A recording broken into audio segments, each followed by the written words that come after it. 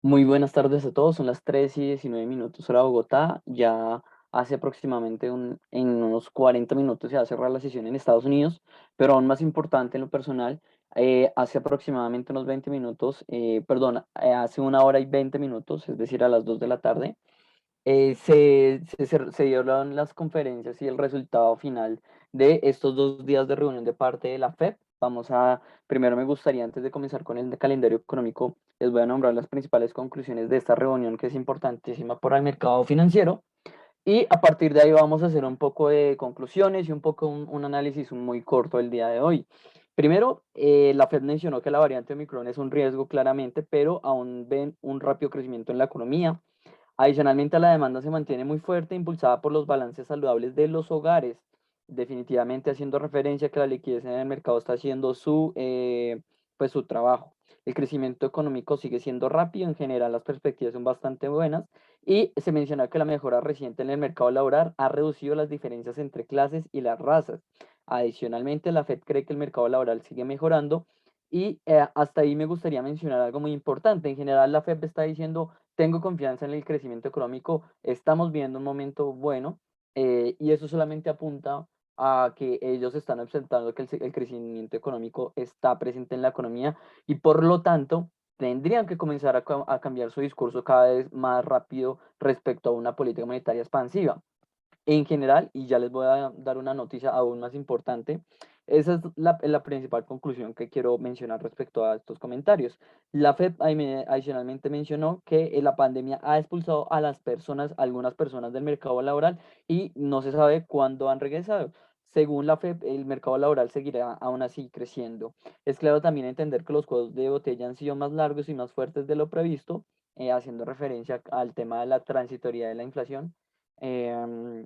Menciona que es probable que la inflación supere el objetivo 2% hasta bien entrando el próximo año. Esto es muy interesante. Los aumentos de precios se han ampliado mientras que los salarios también han aumentado rápidamente, lo cual, eso sí, estoy, digamos que un poco en contradicción. Y por último, mencionan que el Banco Central espera que la inflación caiga cerca de su objetivo del próximo año.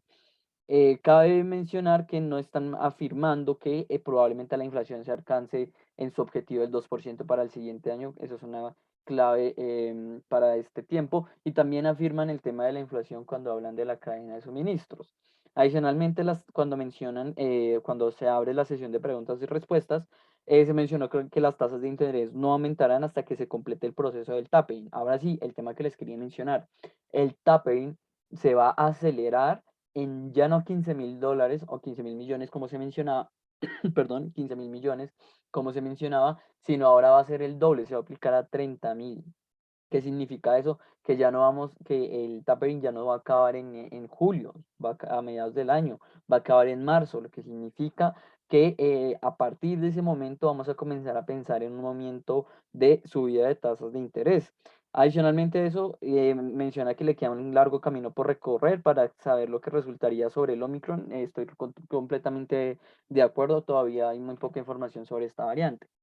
Adicionalmente a eso, pues quiero mencionar algo. Es claro que el mercado financiero, yo no espero que haya un crack de la noche a la mañana pues, por esta decisión. No funciona así el mercado. De hecho, hubo unos movimientos bastante interesantes. Por ejemplo, el SP 500 apenas se reveló lo que les estoy mencionando, cayó fuertemente, pero volvió a subir. Igualmente el euro dólar americano, el dólar se apreció muy fuerte, pero digamos que volvió a la tendencia normal.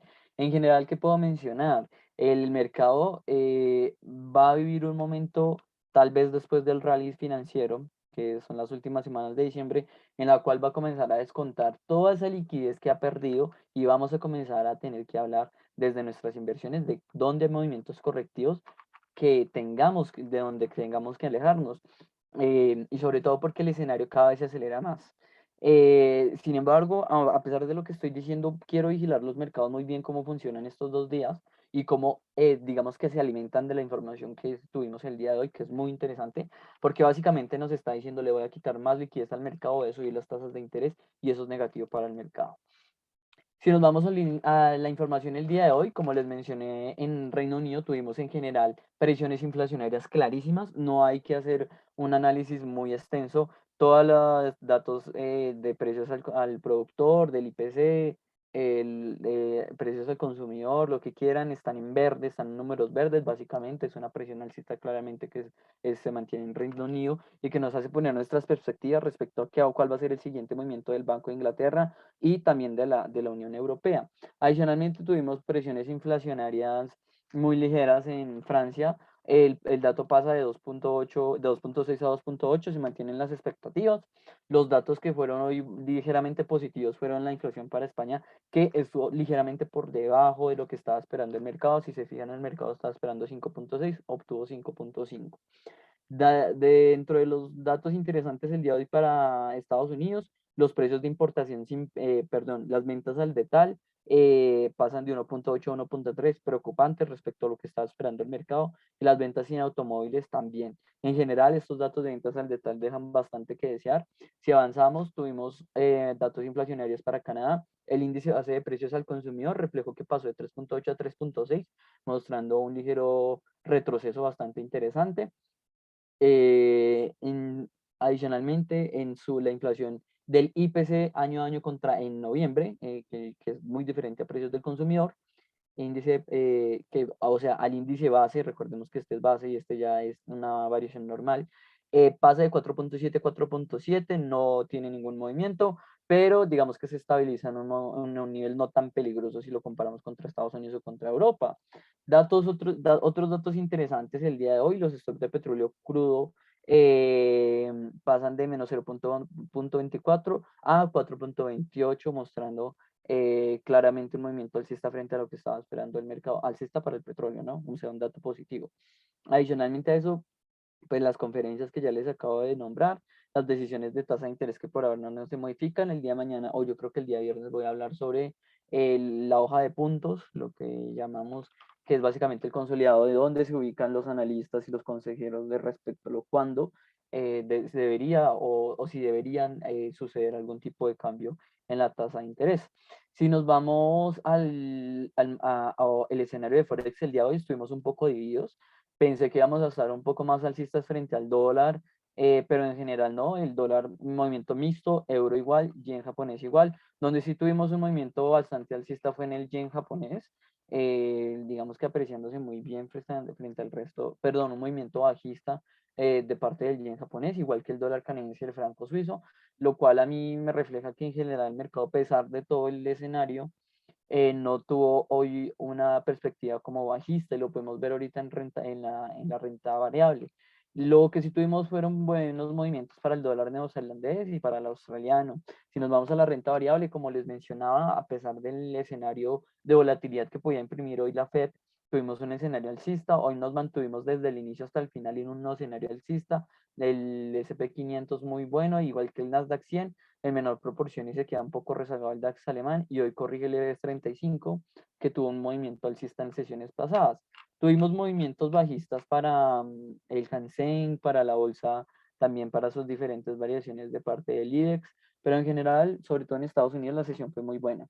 En cuanto al análisis de materias primas, tuvimos un resultado mixto. Veamos movimientos correctivos de parte del cobre, el oro y la plata y platino, obviamente muy dispares. El oro y la plata corrigieron muy, muy poco, también porque en últimas horas, digamos que se apreciaron bastante bien. Pero por supuesto, los movimientos correctivos importantes hoy se centraron en el cobre y el trigo. Movimientos alcistas buenos para el Brent y para el WTI, a pesar del escenario volátil, lo vuelvo a mencionar, y el gas natural se sigue apreciando, pero en su variación mensual el gas natural corrige un menos 26%. Si nos vamos al escenario de criptomonedas, a pesar del escenario volátil, vuelvo y lo repito, porque hoy todo el mercado está viendo qué pasaba con la Fed, a pesar de eso, Bitcoin tuvo la oportunidad de crecer.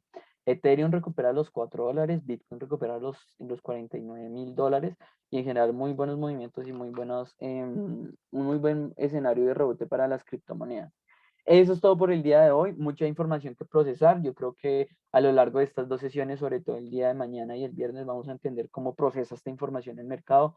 Pero por ahora, esta es toda la información que hay que tener en cuenta. Muchísimas gracias a ustedes por su tiempo y espero que tengan una jornada, un término de día muy bueno. Hasta luego y nos vemos el día de mañana en nuestra sesión de apertura.